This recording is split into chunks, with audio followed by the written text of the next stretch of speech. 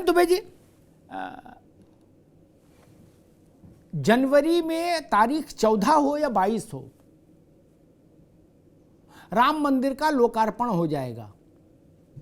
7 दिन तक पूरे देश में एक साथ कार्यक्रम चलेंगे, सारे बड़े मंदिरों में।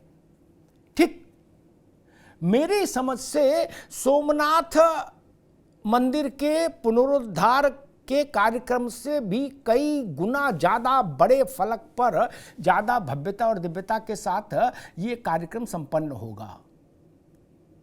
एक ही समय पर देश के हर मंदिर में जिस वक्त रामलला की मूर्ति वहां प्रतिष्ठापित हो रही होगी, उस वक्त कार्यक्रम होगा।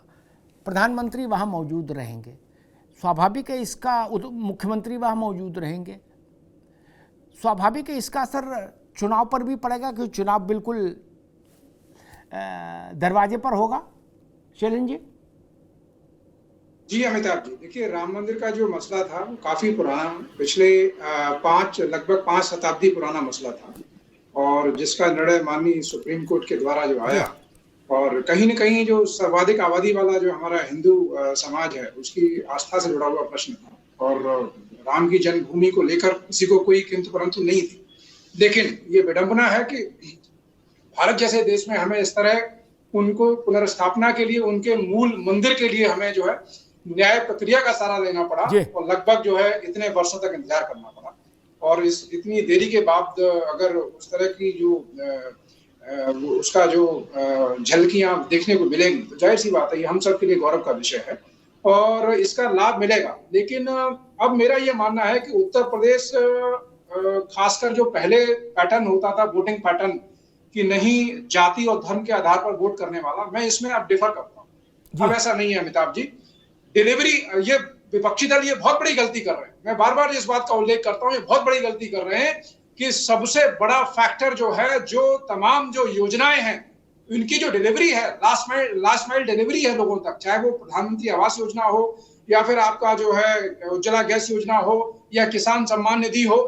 देखिए आप टेलीविजन पे भले ही उसको जो है काउंटर करने का प्रयास करें, लेकिन जो बेनिफिशियरी होता है, जिसके परिवार में किसी भी योजना का अगर एक लाभार्थी है, तो आपके सामने वो भले ही मुखर ना हो, मुखर आपके विरोध के लिए आपको जो है समर्थन जो मूव भले ही करता हुआ दिखाई दे, लेकिन जिस वक्त वो मतदान पेटी के अंदर जाता है, आप ये कह रहे हो कि लाभार्थी वर्ग बड़ा होता है, स्वाभाविक है। एक और इम्पोर्टेंट बात मुझे जरा ऐड करनी थी।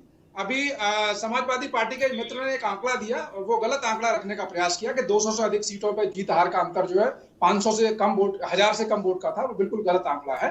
ऐसी सीटें 50 भी नहीं है, और जिसमें समाजवादी पार्टी की भी कुछ सीटें हैं, बीजेपी की ज्यादा सीटें हैं, लेकिन समाजवादी पार्टी की सीटें, वो ये गलत आंकड़ा नहीं देना। ठीक है, ठीक है, आंकड़े छोड़िए, अब आंकड़े में क्या रखा, अब तो अगले चुनाव में देखना, पिछले चुनाव के आंकड़े से तो अगले में कोई बोनस मिलेगा नहीं। ठीक है, ठीक है, ठीक, कपिल जी, अरे रुको भाई, ठीक है, ठीक है, रुको।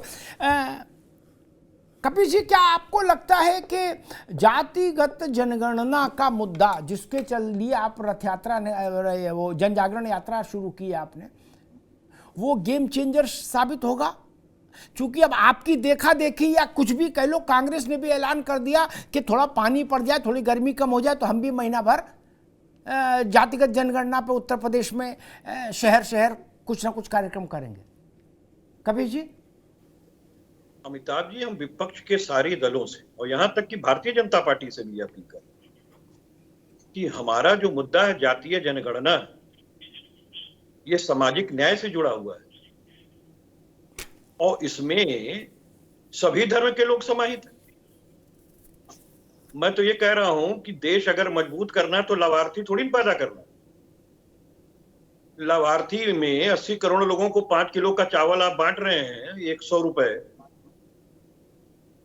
और देश को आप क्या दे रहे हैं? गरीबी रेखा के नीचे कितने लोग? 80 करोड़ लोग रोजगार की व्यवस्था कर नहीं पा रहे हैं, बता रहे हैं लाभार्थी पैदा कर दिए, उसका लाभ मिल जाएगा। मिल तो गया कर्नाटक के अंदर, वहां तो प्रधानमंत्री आवास थी नहीं, वहां उज्ज्वला थी नहीं, वहां बिजली वितरण था नहीं, क्या था वहां पर? और ना हिमाचल में था। हिमाचल तो बहुत विकसित राज्य है ना, वहां तो पर कैपिटल इनकम इतनी है कि पूछिए मत, दुबे जी जानते होंगे। लेकिन मैं तो सबसे बड़ी एक चीज कह रहा हूं कि ये एंटी इनकम्बेंसी ये 85 लाख करोड़ रुपए का देश पे लिया गया कर्ज, और जिस राम मंदिर के पीछे ये जाके छुपेंगे वही इनके ताबूत का आखिरी कील साबित होने वाला है। और मैं क्यों कह रहा हूं इसको, बड़े गर्व से कह रहा हूं, इसलिए कि सुप्रीम कोर्ट के आदेश को अगर कोई अपना बनाएगा तो स्वतः संज्ञान तो सुप्रीम कोर्ट भी लेगा अपनी इज्जत। ठीक कपिल जी, ठीक। और मैं दूसरी बात आपको कह दूं ना, दूसरी बात भी कह दूं जी, कह दो। राम मंदिर के अंदर जिन 3 पक्षकारों के प्लेंटिफ जो थे जी। पहला नंबर अखिल भारतीय हिंदू महासभा चक्रपाणी महाराज, दूसरा धर्मदास जी महाराज और तीसरा शंकराचार्य जी। ठीक जी। तीनों ही लोगों को राम मंदिर न्यास ट्रस्ट में जगह नहीं दी ठीक गई। है कपिल जी, आगे जिनके ठीक है, आगे बात। अब रुक जाओ। प्लेंटिफ कौन है, सेंटिफ कौन है, इससे कोई मैसेज नहीं जाता। ठीक, इसका कोई मैसेज नहीं होता। मुकदमे में 1000 पक्षकार हो, हु केयर्स, वो विषय नहीं है। कांग्रेस समाजवादी पार्टी को भी अपनी दृष्टि साफ करनी होगी, चश्मा पोंछना होगा। उससे कोई फर्क नहीं पड़ता कौन प्लेंटिफ है कौन नहीं प्लेंटिफ है। श्रेय आप लो या नहीं लो, राम लला की मूर्ति गर्भगृह में प्रतिष्ठापित होगी, पूरा विश्व देखेगा। सपा कहने से फर्क पड़ेगा क्या? नहीं ना। आंखों देखी बात आदमी मानेगा कि सपा की बात सुनेगा कि प्लेंटिफ कौन था। इसलिए ये नहीं, इसीलिए राजनीतिक तौर पर गलती हो जाती है। खैर, मैं आलोक वर्मा जी आपके पास आऊंगा, उससे पहले एक बात समाजवादी पार्टी के लिए और कहूं। 12 में समाजवादी पार्टी को अभी तक अंतिम जीत मिली थी, 12 से हो गया 24 में चुनाव है। सोच लीजिए 12 दूनी 24। अगर 24 में आपका पराक्रम नहीं दिखा तो पार्टी के काडर को सस्टेन कराना मुश्किल हो जाएगा। बाकी सब चीजें तो छोड़ दो आप। ठीक, जो शहर शहर में लड़का है ना जुड़ा हुआ, वही भाग जाएगा। सबसे बड़ी समस्या यह है इसको, क्योंकि जीत चाहिए राजनीतिक दल को। जीत नहीं, आप जिता नहीं सकते तो फिर प्लेंटिफ के भरोसे थोड़ी राजनीति चलेगी भैया। ठीक बात। आलोक जी, वो कह रहे हैं कि भाई राम मंदिर के पीछे खड़े होकर भाजपा अगर कोई लाभ लेना चाहे तो वो उसकी क्या बता रहे, ताबूत में आखिरी कील होगी। एक दूसरी चीज, जातिगत जनगणना जिस पर नीतीश बाबू ने जोर दिया तो वहां कोर्ट ने रोक लगा दिया। अब अखिलेश जी उसके लिए अभियान चला रहे हैं और उनके पीछे पीछे कांग्रेस भी चल रही है। आलोक जी, जातिगत जनगणना के विषय को भारतीय जनता पार्टी किस संदर्भ में लेती है और चुनाव के मद्देनजर उसको कितना प्रभावी मानती है, उस मुद्दे को? एक बड़ी अच्छी बात अभी आपने कही कि 2012 में अखिलेश यादव जब सड़क पर निकले थे उन्हें जीत हासिल हुई थी, क्योंकि वो नया चेहरा था, पढ़ा लिखा चेहरा था और उत्तर प्रदेश के नौजवानों ने उन पर भरोसा किया था और कई बातें उन्होंने ऐसी कही थी जो समाजवादी पार्टी के से जुड़े हुए माफिया थे उनके खिलाफ मुलायम सिंह के विरोध में जाकर के भी अखिलेश यादव ने एक्शन लिया था। तो देश के लोगों को, प्रदेश के लोगों को लगा था कि शायद ये नया चेहरा कुछ करेगा।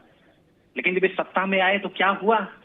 2.5 साल में किस तरीके से 4.5-5 मुख्यमंत्री चलते थे, किस तरीके से मुजफ्फरनगर कांड हुआ, किस तरीके से मथुरा कांड हुआ, किस तरीके से एक जाति विशेष के, एक धर्म विशेष के लोग पूरे प्रदेश में छा गए। किसी भी थाने में आप चले जाइए, किसी भी जिले में आप चले जाइए, वहां का कलेक्टर देखिए, वहां का एसपी देखिए, केवल वाई या और कहीं कहीं कुछ मिल जाएगा तो एम।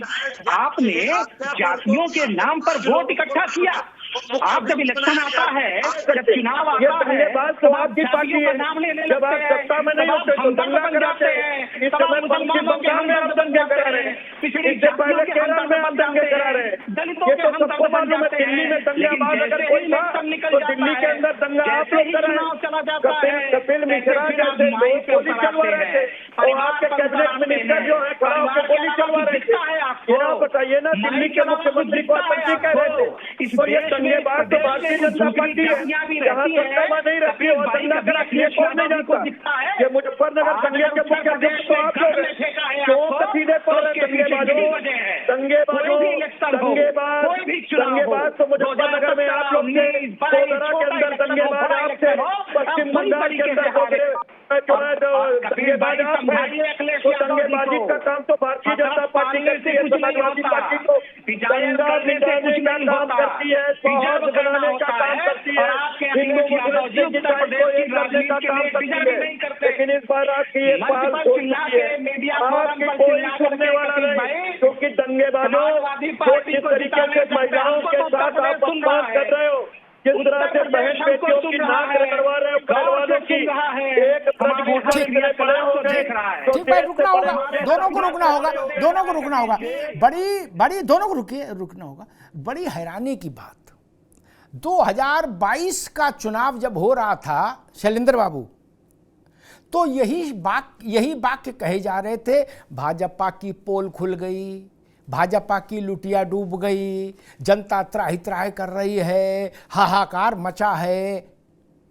ठीक, अब जनता भाजपा को सबक सिखाने के लिए तैयार है। कुछ नेता कह रहे थे भाजपा को भगाने का फैसला कर लिया जनता ने, बस ईवीएम खुलने का इंतजार है। जब ईवीएम खुली तो पता लगा 39 साल बाद रिकॉर्ड टूट गया। उत्तर प्रदेश में 38-39 साल में कोई मुख्यमंत्री लगातार दोबारा अपनी पार्टी को जिता के नहीं लाया, वो भी पलट गया। लेकिन वक्तव्य भी यही थे चुनाव से पहले, आप उठा के देख लेना कि लुटिया डूब गई, बीजेपी की पोल खुल गई, कांच की हांडी दिस हो गई, दैट हो गई। लेकिन कभी से रुकना होगा, उत्तर प्रदेश में 4 चुनाव हुए, 14, 17, 19, 22। चारों चुनाव में उत्तर प्रदेश में समाजवादी पार्टी, कांग्रेस, बसपा पराजित हुई और भारतीय जनता पार्टी प्रचंड जीत से जीती। शैलेंद्र जी, तो फिर जो 22 में जो यही सब बातें थी कि बर्बाद हो गई, पोल खुल गई, भाजपा की कलई खुल गई, नहीं 80-20 के नारे भी थे। अभी हाँ, 80-20 के नहीं तो इस बार मुन्ना खान अभी रुको, शैलेंद्र दुबे जी, यही बातें थी, यही तर्क मैंने सुने थे, यही भाषण थे।